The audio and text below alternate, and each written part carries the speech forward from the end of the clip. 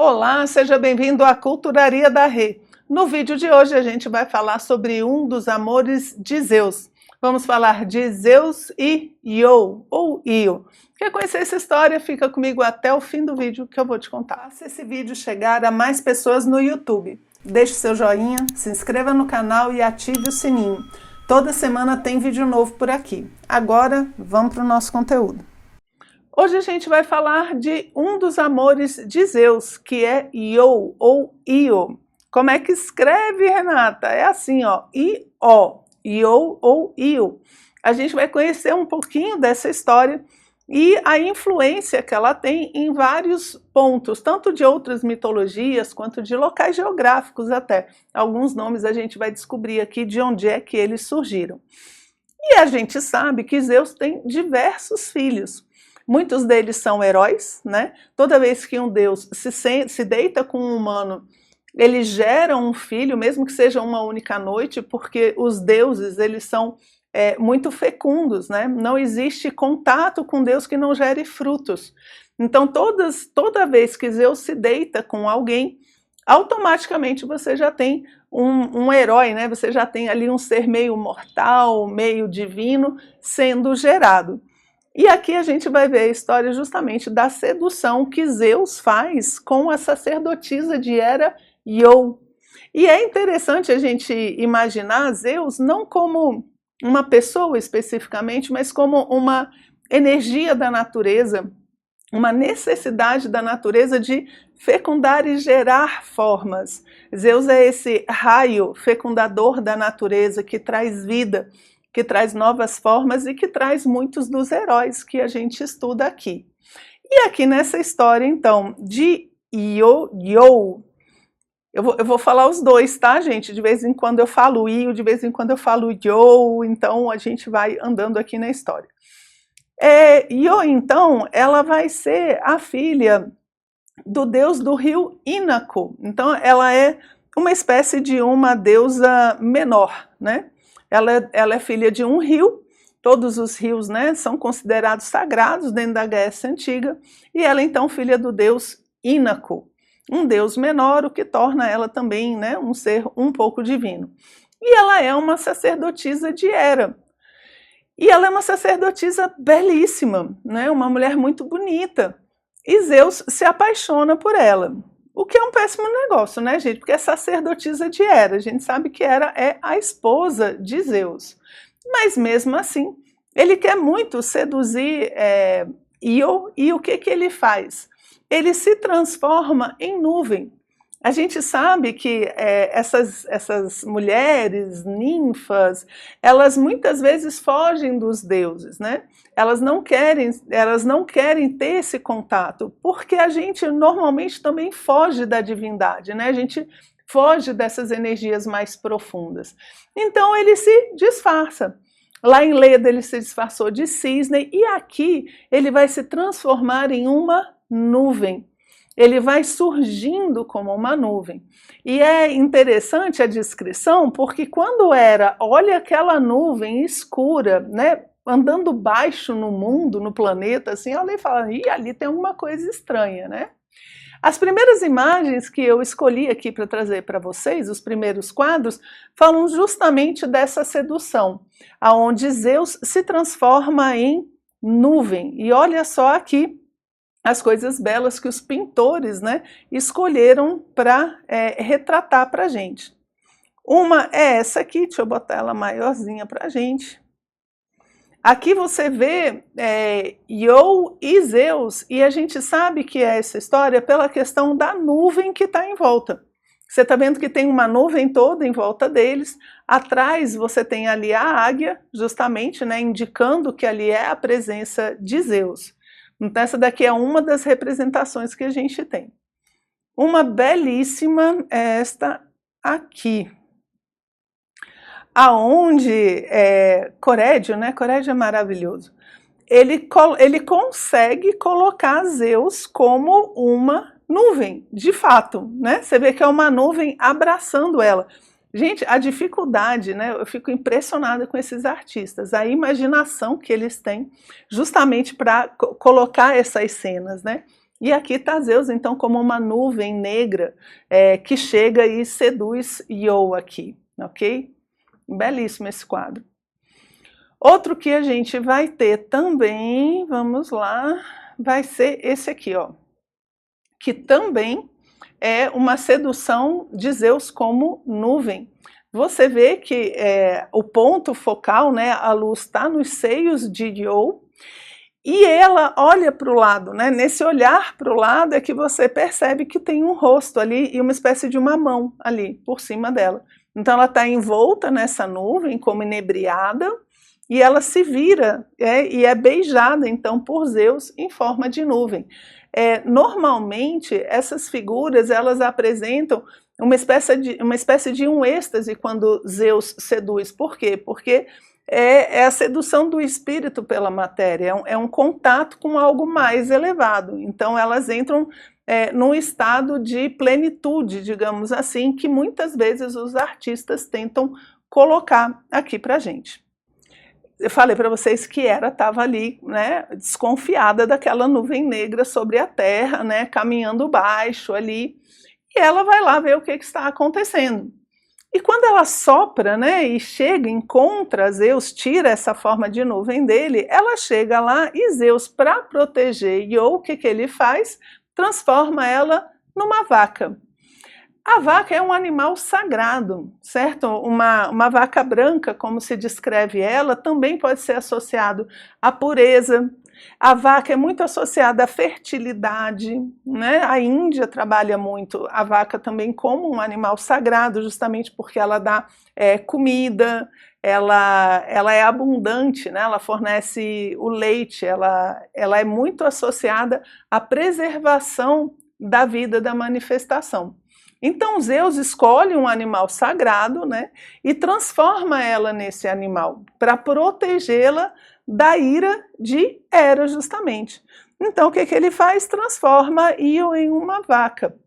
E esse animal, então, o que vai acontecer? Quando Hera chega lá, Hera olha assim para ele, eu acho que ela olhou e falou assim, tu não me engana não, Zeus, né? Aí eu conheço. Ela olhou e disse assim, essa vaca não é uma vaca qualquer, aqui tem. Aí diz que ela olha para ele e fala assim, que essa vaca apareceu do nada, esse animal chegou aqui, ele falou, estava aí, nem sei de onde veio, Hera. Aí Hera vira, então tá bom, então sabe o que você faz? Me dá. Você não quer? Pode me dar a vaca, então, já que, né, você não sabe nem de onde veio. E o que Zeus vai fazer? Não tem muito o que fazer. Ele acaba dando, né, a vaca para a deusa Hera, que já está aí bem desconfiada das coisas. E aí a gente tem várias pinturas, né, falando justamente desse momento. Essa aqui é bem interessante, é bem bonita, está mostrando justamente a Io já está na forma de uma vaca, está ela aqui no meio do quadro. A gente percebe a composição do quadro, né, que é o branco de Hera e o branco ali o branco do braço de Hera, tá vendo? Que é mais claro, ela tá com uma cara de desconfiada, não tá? E o rosto de Io na forma de vaca, são dois pontos ali de luz que você tem dentro do quadro. E Zeus está ali meio que entregando a vaca. Você vê a presença de um cupido, né? Tem um cupido aqui segurando essa roupa, esse tecido, representando que ali tem alguma coisa a mais, né? A presença do cupido ali mostra que não é um animal qualquer. E atrás a gente também sabe que era por causa do pavão, né? Que é um animal associado à deusa. Então aqui a gente tem todos os elementos de Zeus sendo pego ali no flagra, certo? Uma outra imagem que a gente tem é essa, agora a Hera já está... Agora que interessante, agora que você já conhece a história de Io, o que você vai ver? Quando você vê uma vaca perdida do nada no meio de um quadro, você já desconfia.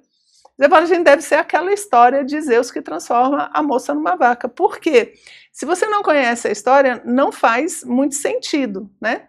Então a gente, quando vê uma obra assim, a gente procura ver o título, né, para tentar entender, e se a gente conhece a história, a gente bate o olho e já sabe. Então aqui, quando aparece um casal e uma vaca, aí você sabe que não são pastores, principalmente porque Hera aqui está colocada, né, como uma nobre, veja, ela está com roupas de nobreza, não exatamente da Grécia Antiga, né?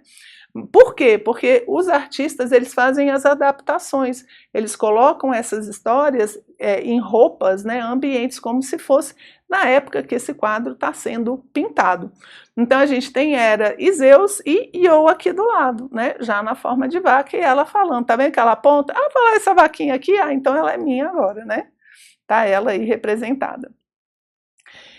E aí Hera, o que que ela faz? Ela fala assim, olha, essa vaca aqui tem alguma coisa, sabe o que que eu vou fazer? Eu vou chamar um gigante chamado Argus Panoptes, que é aquele que tudo vê. Argus Panoptes é justamente essa ideia de que ele via tudo. Ele é descrito como um gigante com 100 olhos, ele tem 100 olhos. Ele nunca fecha todos os olhos ao mesmo tempo, quando 50 estão fechados, 50 estão abertos. Então se ele está vigiando Io, ela não tem a mínima chance dele não ver para onde ela está indo.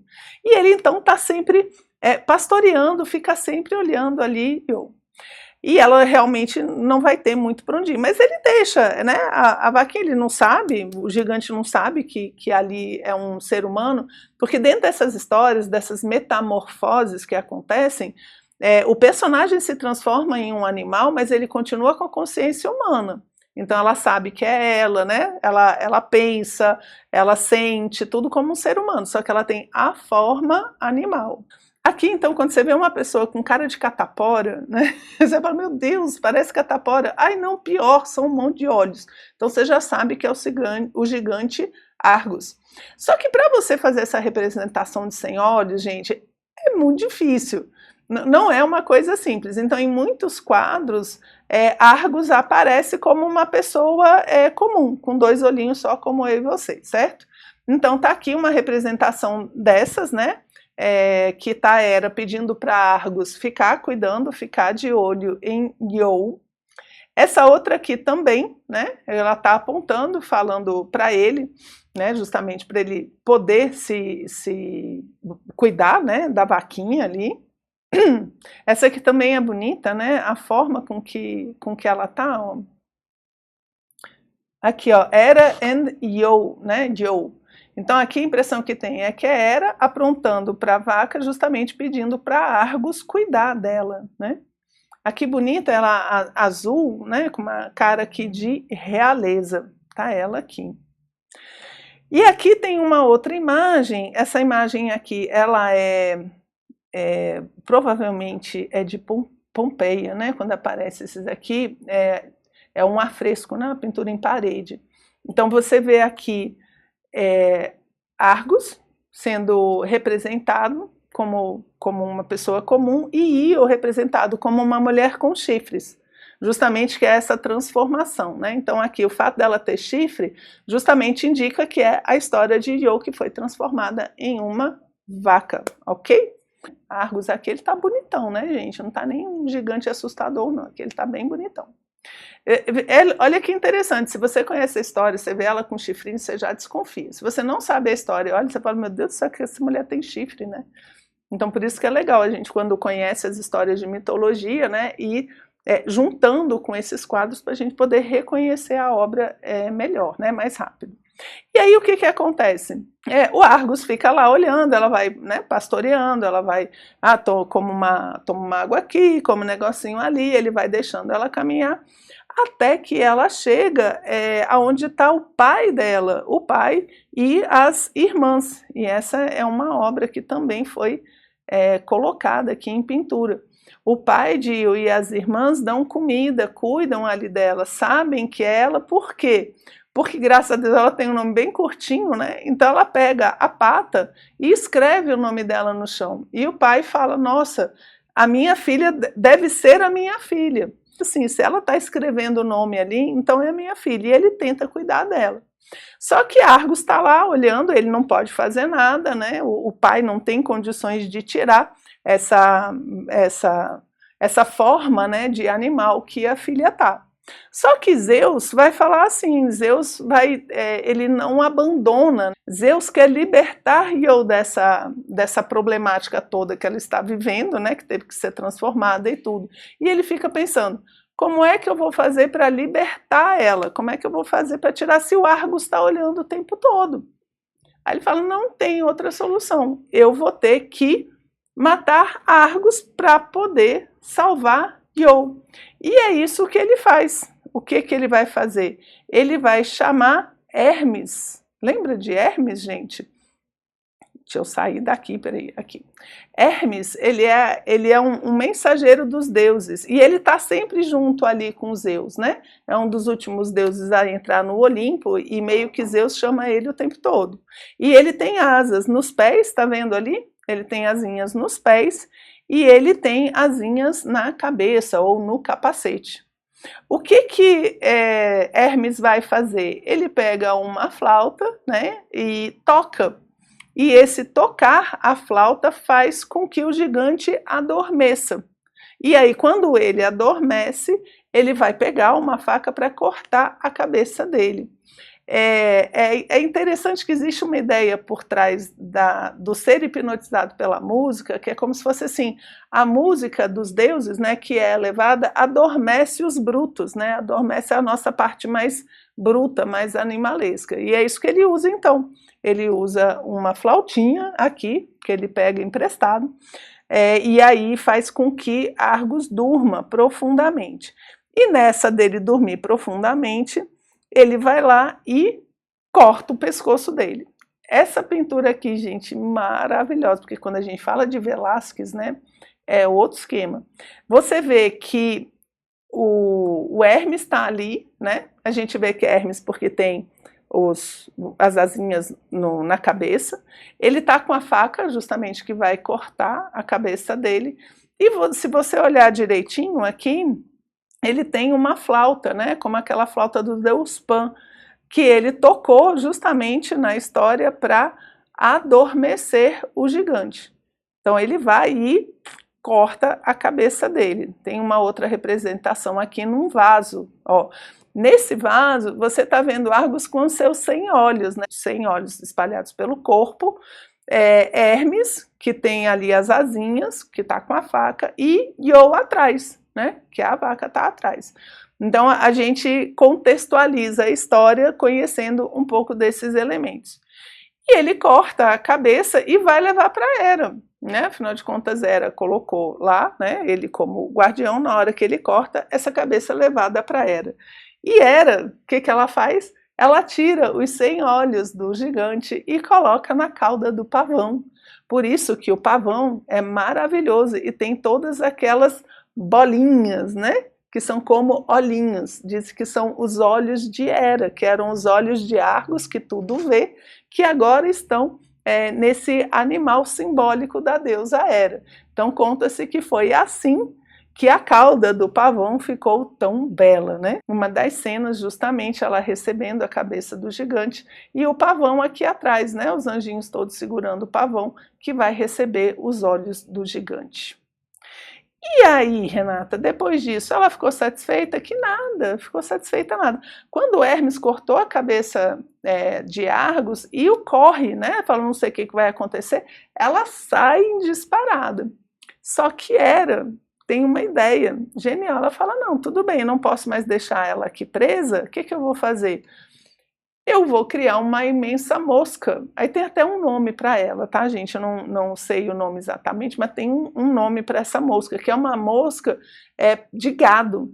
Ela é enorme para uma mosca, né? É pequenininha, e ela consegue machucar a vaca mesmo. E diz que essa mosca, então, Hera faz com que ela fique constantemente picando o Iou. Mesmo quando o Iou quer parar, ela não consegue, porque a mosca vai e fica picando, e ela vai andando por todos os lugares, porque ela não pode parar, né? É interessante essa ideia de você não poder parar, não poder descansar. De certa forma, é uma maldição sim, porque não consegue parar, mas também é um impulso constante para você viver as coisas que você tem que viver. Porque, na verdade, Iou não para de caminhar por causa da moça, e é isso que vai fazer com que ela encontre a solução. Então, as coisas incomodam a gente, como essa mosca, né? Fica lá incomodando, incomodando, e a gente não pode parar, a gente tem que caminhar. Essas coisas que incomodam fazem com que a gente caminhe, caminhe, até chegar na resolução, que é o que vai acontecer com ela. O que ela começa a fazer? Ela começa a andar, e aí tem várias histórias que vão acontecendo, como se fosse uma espécie de peregrinação, de purificação, que vai acontecer com ela. E ela passa por alguns lugares conhecidos, olha só por onde ela vai passar. Um dos lugares que ela passa é justamente o Mar Iônico do Ioan Sea. Algumas versões dizem que o nome, né, justamente desse mar, vem da história de Io. Então fica Ionian Sea, o mar de Io. Por quê? Porque ela passou por ali. Um outro lugar que ela passou também é no Bósforo.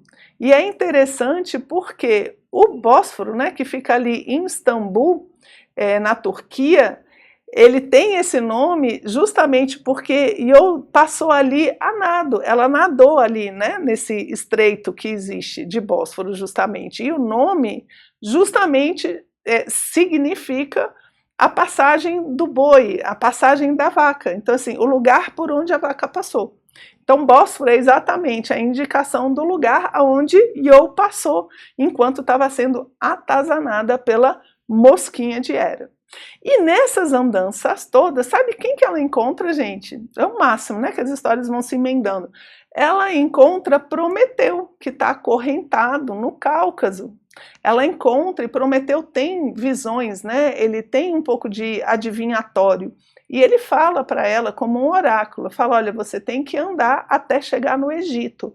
Lá no Egito é que você vai conseguir se transformar em um ser humano de novo. E aí caminha, né, vai andando, sem picada, né, e ela vai caminhando então até chegar ao Egito. E quando ela chega no Egito, aqui tem uma imagem dela sendo recebida pela deusa Ísis, né, e aqui você vê ela com chifrinho, né, tem o chifrinho aqui, o pai dela como sendo, levando ela, e ela sendo recebida pela deusa Ísis no Egito. E é justamente lá que ela vai recobrar a sua forma humana, e vai haver um sincretismo, onde muitos vão falar justamente que Io vira a própria deusa Ísis. Em outras versões falam como se Ísis é quem conseguiu tirar, né, a forma animal de Io. E lá ela se casa, né, e tem um filho que vai dar origem, né, a outros personagens que a gente conhece de outras histórias, ok? Então aqui é a história de um dos amores de Zeus, que é justamente Io, a sacerdotisa que se transforma em vaca, ok? Isso é o que eu tinha separado para trazer para vocês hoje. Espero que vocês tenham gostado e a gente se vê no próximo vídeo. Um abraço.